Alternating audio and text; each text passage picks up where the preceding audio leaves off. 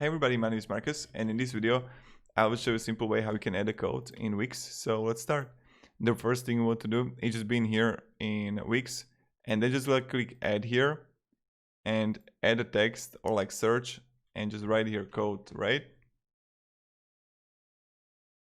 And you're not going to see it here, so let's go to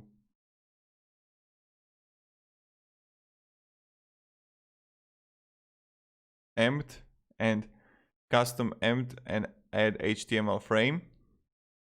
And right here you just want to add like wherever you want the code, and then you just like click enter the code and you just write here the HTTPS. So again, add empt and HTML. So this is pretty much it. And if you have any questions, guys, ask me down in the comments, and have a great day and goodbye.